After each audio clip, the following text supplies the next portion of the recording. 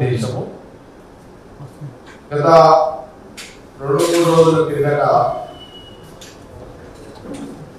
రాహుల్ గాంధీ గారు Congress party AICC పిలుపు ఇవ్వడం జరిగింది. దేశం మొత్తంలో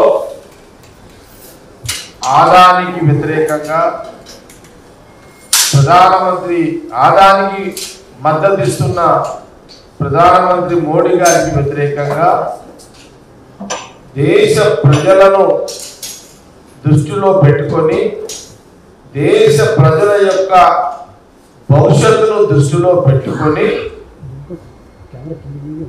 మరి రాహుల్ గాంధీ గారు కాంగ్రెస్ పార్టీ తీసుకున్న నిర్ణయము ఈరోజు రాజ్భవన్ ముట్టడి కార్యక్రమాలు, నిరసన తెలిపే కార్యక్రమాలు, దేశ్ కు బచావ్, ఆదానికు మోడీకు హటావ్, ఈ యొక్క మాట రాహుల్ గాంధీ గారి యొక్క మాట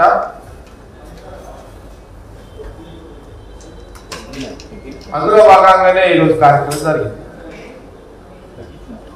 ఈ యొక్క ప్రెస్ మీట్ ద్వారా కొన్ని విషయాలు ప్రధానంగా తెలుగు రాష్ట్ర ప్రజలకు కొంత సమాచారం ఇచ్చే యొక్క ప్రక్రియలో భాగమే ఈ యొక్క ప్రెస్ మీట్. కాంగ్రెస్ పార్టీలో ఒక విషయం ఏంటంటే, కాంగ్రెస్ పార్టీలో సోనియా గాంధీ గారి యొక్క నాయకత్వంలో రాహుల్ గాంధీ గారు ఏది చెప్తే దాన్ని పాటించడమే కాంగ్రెస్ పార్టీ కార్యకర్తలుగా మేము, నాయకులుగా మేము పాటిస్తాం.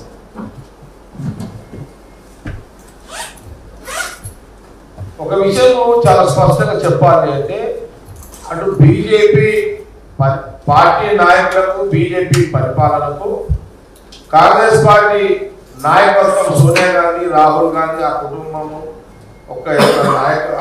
వారి యొక్క నాయకత్వం యొక్క నిజాలు ఏ రకంగా ఉంటాయంటే, ఒక ఉదాహరణ చాలా స్పష్టంగా తెలియజేస్తున్నాను. సోనియా గాంధీ గారి యొక్క నాయకత్వంలో యూపీఏ గవర్నమెంట్ ఉన్నప్పుడు 10 సంవత్సరాలు మన్మోహన్ సింగ్ గారు ప్రధానమంత్రిగా, ఆ రోజు రాహుల్ గాంధీ గారు దేశ ప్రజల ఆర్థిక వ్యవస్థను మెరుగుపరిచేలా దేశంలో ఉన్నటువంటి గ్రామీణ ప్రాంతాల్లో ఉన్న ప్రజలు, గ్రామీణ ప్రజలు, పట్టణంలో ఉన్నటువంటి ప్రజలు, స్లమ్ములు కానివ్వండి, ఒక చక్కటి ఆలోచన నిర్ణయం ఆ రోజున సోనియా గాంధీ, రాహుల్ గాంధీ యొక్క నాయకత్వంలో యూపీఏ గవర్నమెంట్ లో మన్మోహన్ సింగ్ గారు ప్రవేశపెట్టిన పథకం ఏది అంటే ఉపాధి హామీ పథకం.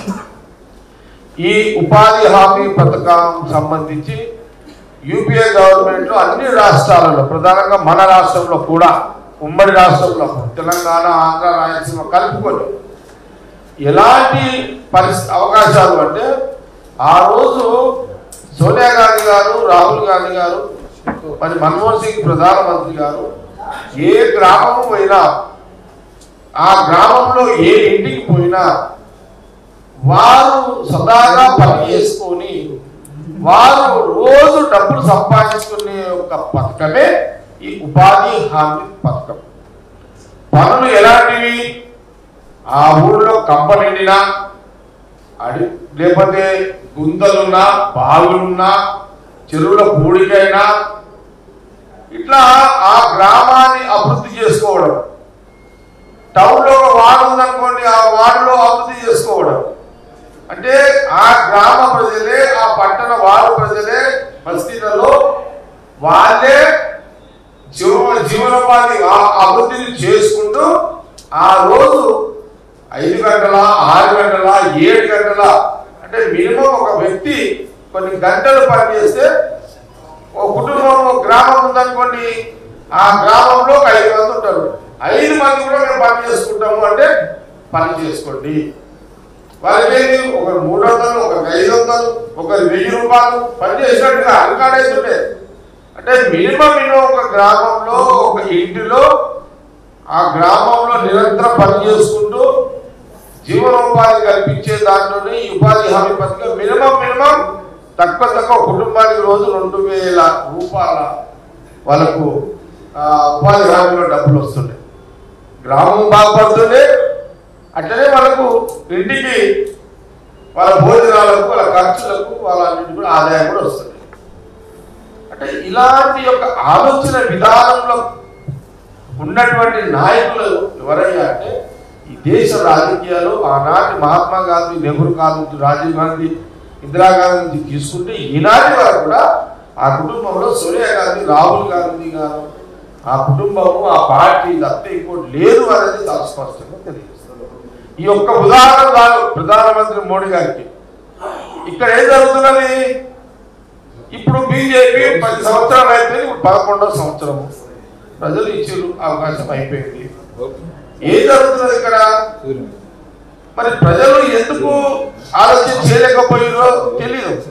కానీ ఉపాధి హామీ లాంటి పథకాలు ప్రవేశపెట్టి దేశానికి ప్రజలకు ఎంతో సౌకర్యాలు కల్పించి ఒక పథకాలు తీసుకొచ్చిన కాంగ్రెస్ పార్టీ విధి విధానాల మీద మరి వాళ్ళు తప్పు ప్రజలు మిస్టేక్ చేసుకున్నారు.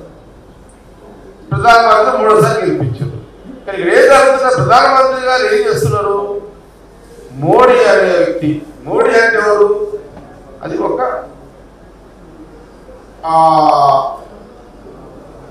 ఫైనాన్స్ కార్పొరేషన్ డిపార్ట్మెంట్ అన్నమాట. మోడీ గారు ఆదాని అంటే ఒక ఫైనాన్స్ కార్పొరేషన్ డిపార్ట్మెంట్. అంటే మోడీగా కాంగ్రెస్, రాహుల్ గాంధీ గారు ఏం చేసేవాళ్ళు?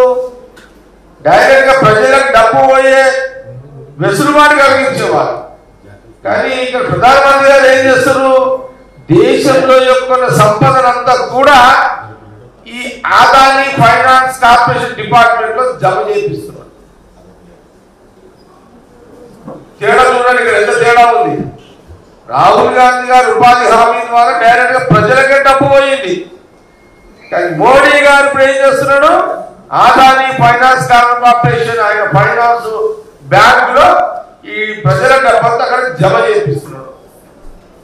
అందుకే రాహుల్ గాంధీ గారు గత కొన్ని నెలలుగా దేశ ప్రజలకు అప్రమత్తం ఉండండి, దేశ ప్రజలకు మోసం జరుగుతున్నది,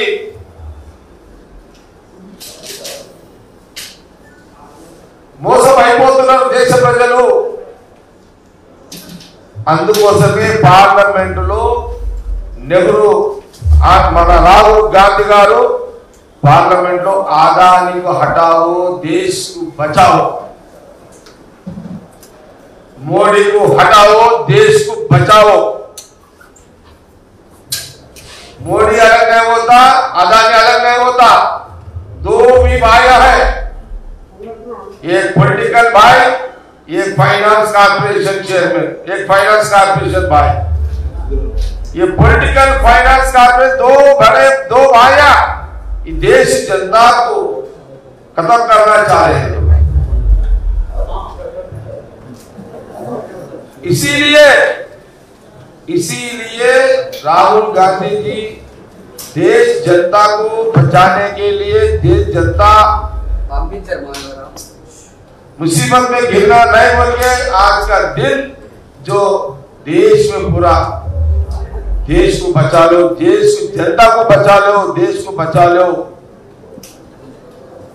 वही राहुल गांधी का आज का दिन का जो उनका प्रोग्राम भी है. అందుకే అందుకే అందుకే దేశం మన ప్రజలందరూ గమనించండి. అందుకే మన రాహుల్ గాంధీ గారు పార్లమెంట్ లో ప్రతిరోజు కొన్ని గంటలు, కొంత సమయాన్ని పార్లమెంట్ లో వారు నిలబెట్టిస్తున్నారు. ఈ యొక్క ఆదాయాన్ని పెంచి పోషిస్తున్న ప్రధానమంత్రి మోడీ గారిని నిలదీసే కార్యక్రమం పెట్టుకున్నారు. దేశ ప్రజల కోసం, దేశ ప్రజల ఆర్థిక వ్యవస్థ చిన్న భిన్నం కావద్దు, దేశ ప్రజల యొక్క ఆర్థిక వ్యవస్థ మెరుగుపడాలి, దేశంలో ఉన్న ప్రజలందరూ కూడా సుఖశాంతితో బతకాలి, కుల వృత్తుల జీవితం బాగుండాలి, కుల వృత్తుల యొక్క జీవితం బాగుండాలి, అన్ని రంగాల్లో ఉపాధి ఉండాలి. ఈ రకమైన ఆలోచనతో రాహుల్ గాంధీ గారు ప్రస్తుతానికి భవిష్యత్తులో ప్రజలు గమనించే లోపల నష్టం జరుగుతుంది. అట్లా నష్టం జరగకుండా జాగ్రత్తలు చర్యల భాగమే ప్రధానమంత్రి మోడీ గారిని ఆదాని నిలదీసే కార్యక్రమం పార్లమెంట్ లో రాహుల్ గాంధీ గారు పెట్టుకోవడం జరిగింది. రాహుల్ గాంధీ గారు ఒక విజన్ ఉన్న నాయకుడు, మోడీ గారు విజన్ లేని నాయకుడు. రాహుల్ గాంధీ గారు సాక్రిఫై, వారు త్యాగం చేసే గుణమున్న పుట్టుగా ఉన్న వ్యక్తులు. మోడీ గారికి త్యాగం లేదు, ఆలోచన లేదు. తేడా రాహుల్ గాంధీ గారికి మోడీ గారికి ఇంత వ్యత్యాసం ఉంది వాళ్ళిద్దరి మధ్యలో. గుణగణాల మీద తీసుకుంటే దేశము ప్రజలు ఆర్థికంగా బాగుండాలి అనే ఆలోచన ఉన్నటువంటి వ్యక్తి రాహుల్ గాంధీ గారు.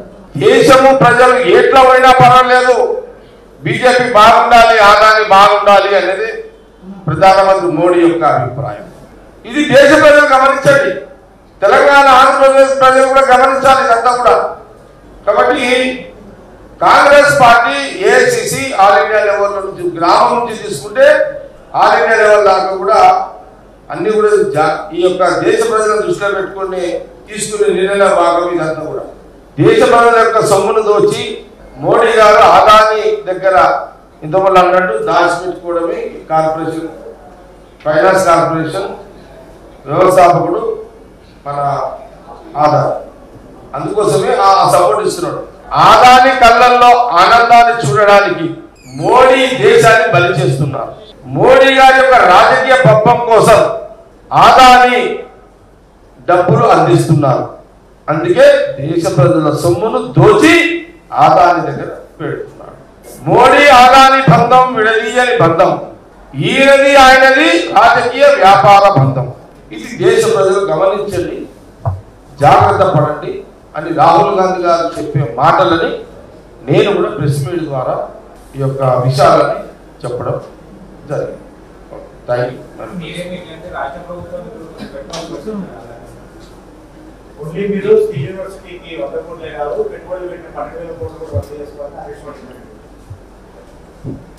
అంటే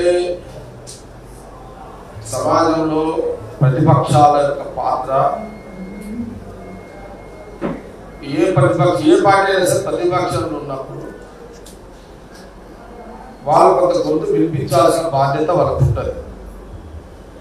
అందులో వాస్తవాలు ప్రశ్నిస్తే దానికి మేము జవాబు చెప్తాం, అవాస్తవాలు ప్రశ్నిస్తే మేము దానికి జవాబు చెప్తాం. మీరు అడిగిన దానికి నా పరంగా క్లియర్.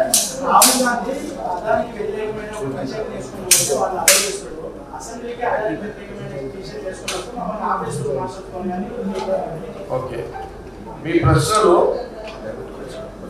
బయట ప్రచారంలో ఉన్న మీ ప్రశ్నలు, ప్రచారంలో ప్రతిపక్షాలు మాట్లాడుతున్నాను, అది ప్రచారంలో జరుగుతున్నది, ఆ ప్రశ్నలు మీరు అడుగుతున్నారు. కానీ ఇంకో సమయ సందర్భంలో నేను దానికి స్పందించాను. ఎందుకంటే ఈరోజు రాహుల్ గాంధీ గారు తీసుకున్న ఒక కార్యక్రమం, నిర్ణయం దేశ ప్రజల యొక్క ఆర్థిక వ్యవస్థ మెరుగుపరచడానికి, వాళ్ళ జీవితాలను బాగుపరచడానికి వారు ఒక దేశం మొత్తంలో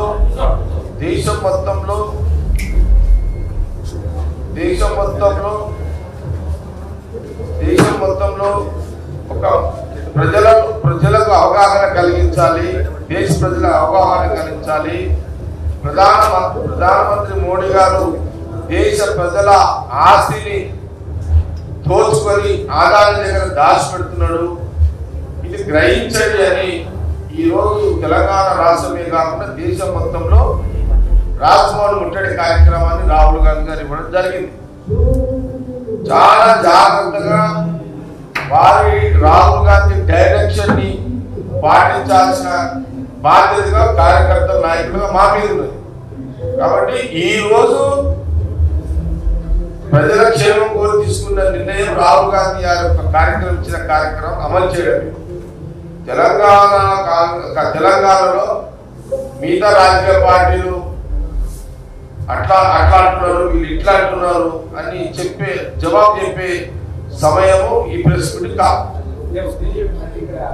రాహుల్ గాంధీ దేశం కోసం పోరాడుతున్నప్పుడు దేశాన్ని గౌరవం పోయే విధంగా ఇతర ఆర్గనైజేషన్లు ఈ దేశం మిలిటరీ గురించి కానీ లేకుంటే ఈ దేశంలో ఉన్న గొప్ప పెట్టుబడిదారుల గురించి విమర్శ చేయడం వల్ల ఈ దేశ గౌరవం ఏర్పడి కాకుండా దేశ గౌరవం పోయినట్టే కదా అనేది కదా.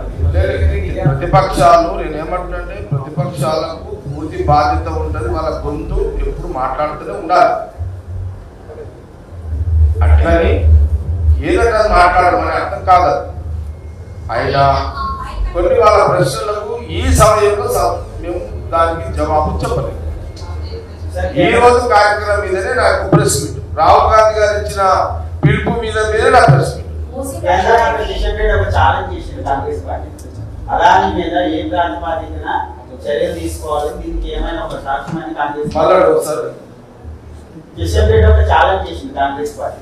అదాని పైన ఏ ప్రాతిపదికన చర్యలు తీసుకోవాలి, కాంగ్రెస్ పార్టీ దగ్గర ఏమైనా సాక్ష్యాలు ఉంటే ఒక సాక్ష్యాన్ని అయినా చూపించండి. నువ్వు సాక్ష్యం ఏం కావాలి కిషన్ రెడ్డికి? ఆయన ఏమన్నా సెంట్రల్ మినిస్టర్ చేస్తున్నాడా, ఆయన ఏమన్నా చౌకీదారు చేస్తున్నాడా? ఆయన మన అరే అమెరికాలో ఒక దేశమే చీటింగ్ చేసి ఉండడానికి కేసు చేసింది కదా. ఇంకేం రుజువు కావాలి మా దగ్గర? ఒక దేశమే ఆదాన్ని ఇక్కడ మోసం చేసి కేసు చేసింది కదా. అంతకంటే సాధ్యం కిషన్ రెడ్డికి ఏం కావాలి? ఇంకా అందుకే అంటున్నా, సెంట్రల్ మినిస్టర్ అయినా సీనియర్ లీడర్ మాట్లాడద్దు. నీకు సరిపోయిందా నా జవాబు?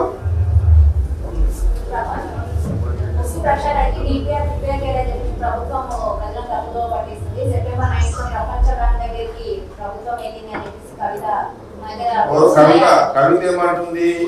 ఈ మూసీ నది మీద డిపిఆర్ చేసినాము అని ముఖ్యమంత్రి రేవంత్ రెడ్డి గారు చెప్తున్నాడు. డిపిఆర్ చేసిన ప్రపంచ బ్యాంకు స్టేట్ గవర్నమెంట్ చెప్పింది.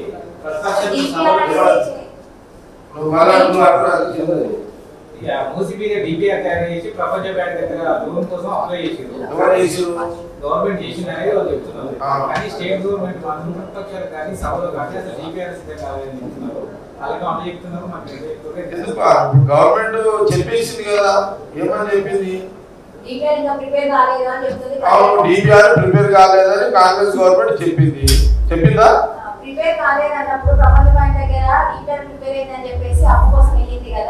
అని కవిత అంటుంది. కాంగ్రెస్ గవర్నమెంట్ అని క్లారిటీ ఉంది కదా, కాంగ్రెస్ గవర్నమెంట్ మాట క్లారిటీ ఉంది కదా, డిపిఆర్ చేయలేదని క్లారిటీ ఉంది కదా, చెప్పారు కదా, ముఖ్యమంత్రి అని ఎవరైనా చెప్పారు కదా. కవిత ఏమంటుందంటే ఏమేమో పిచ్చిగా మాట్లాడుతుంది. అదే కదండి ప్రాబ్లం ఉందా? ఆమె ఇంకా పాపం ఏంటంటే ఇట్లా మాట్లాడడానికి కారణం ఏంటంటే 3 నెలలు పాపము జైల్లో ఉంది.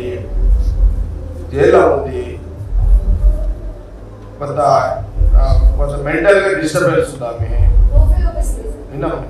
ఆమె కొంత మెంటల్ గా డిస్టర్బెన్స్ ఉంది. ఆమెనే కాదు, 3 నెలలు జైల్లో ఉంటే నేను కూడా డిస్టర్బెన్స్ అవుతాను. డౌట్ లేదు అట్లా. అర్థమైందా? నేనున్నా అవుతా. నువ్వు పులి తీసుకుపోయి బోర్డులో పెట్టినా కూడా పరిచయం అవుతుంది. ఇది సహజంగా ఉంటుంది. కాబట్టి ఇంకా రెస్ట్ అవసరం. కొంత మెంటల్ గా పీస్ మైండ్ అయిన తర్వాత ప్రెస్ నోట్లు ఇస్తే బాగుంటుంది. గవర్నమెంట్ క్లారిటీ ఉంది. కాంగ్రెస్ గవర్నమెంట్ సీఎం రేవంత్ రెడ్డి గారి స్టేట్మెంట్ క్లారిటీ ఉంది. ఆమె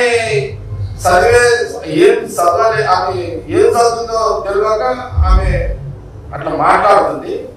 ప్రస్తుతానికి ఆమె ఇంకో ఆ జైలు యొక్క జీవితంలో నుంచి ఇంకా కోలుకోలేనట్టుంది.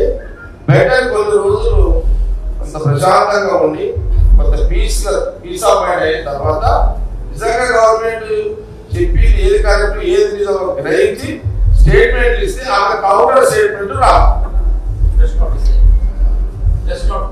నోట్ ఇస్తే సరిపోయిందా?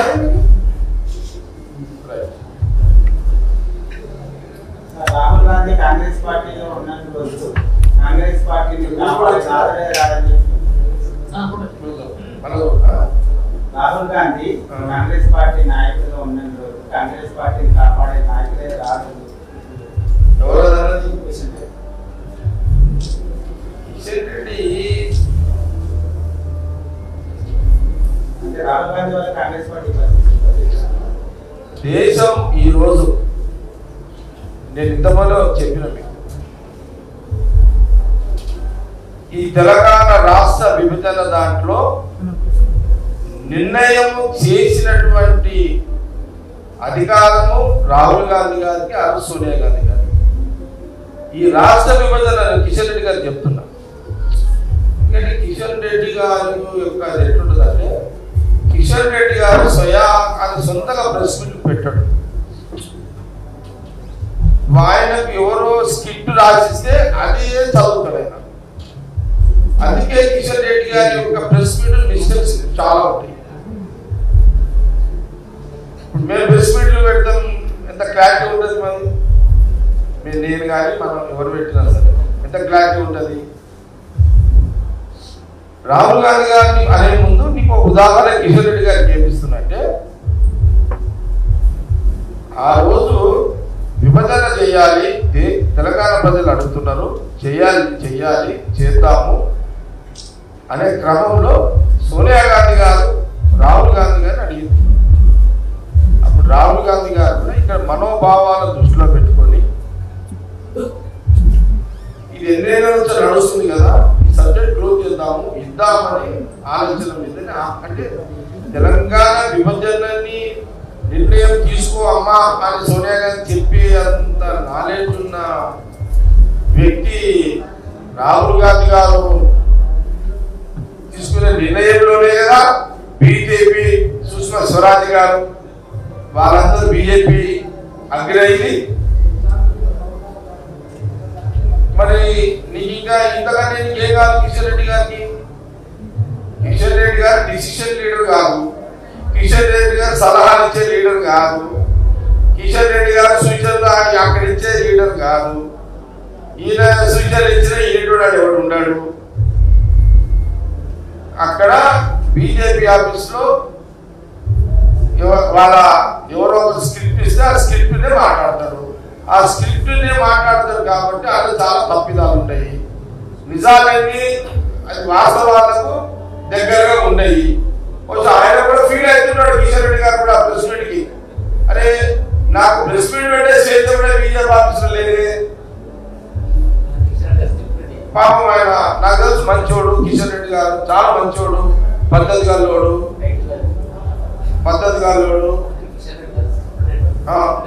గల్లోడు మంచోడు, నాన్ కాంట్రవర్సీ లీడరు. నేను ఇది కూడా సర్టిఫై చేస్తున్నా వారి గురించి. కానీ అంతకుముందు చెప్పిన స్క్రిప్ట్ కూడా చెప్తున్నా మీకు. ఆయన గుణగానాలు నేను వ్యక్తిగతంగా నాకు తెలుసు, మంచోడు. కానీ ఏం చేస్తారు పాపం ఆయన? ఆయన స్క్రిప్ట్ ఉంటుంది అలా బీజేపీ ఆఫీస్ లో, అది అదే చదవాలైనా ఎక్కువ మాట్లాడితే పోస్ట్ అవుతుంది. కాబట్టి ఇది కూడా మన మీడియాలో గమనించి బీజేపీ మీడియాలో కూడా చెప్పండి.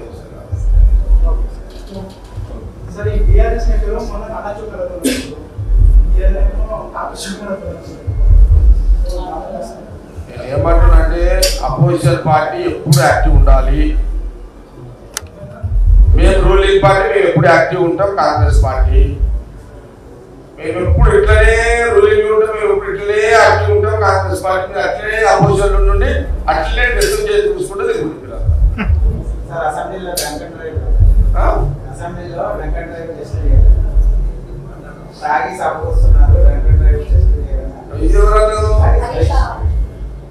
హరీష్ రావు ఏమన్నాడు?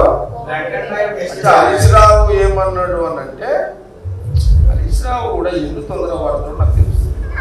ఇప్పుడు నువ్వు ఒకటి అటు నేను మీ మామ నాన్న వస్తున్నా, నువ్వు తప్పుడు దాకా కూర్చుంటే హరీష్ రావు నేను మీ మామ అనుకుంటే ఇది నా తప్పు కాదు.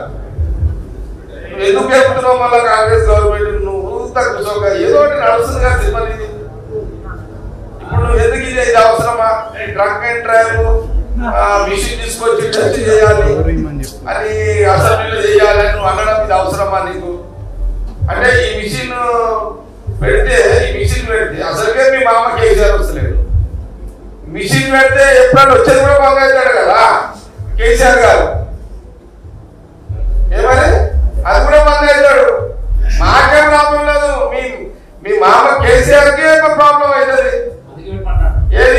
పెడతాంటే నీ మామ కేసీఆర్ గారు మొత్తం అసెంబ్లీ రాకుండా మిషన్ పెట్టమంటున్నావా? దాని అర్థం అందుకే పెట్టుకుంటున్నాము. మరి వాళ్ళు తెలుసుకోవాలి, కుటుంబ సభ్యులు తెలుసుకోవాలి. రేవంత్ రెడ్డి ఏమన్నా ఒకటిగా మొదలు పెడతాడు మిషన్ ఆడ.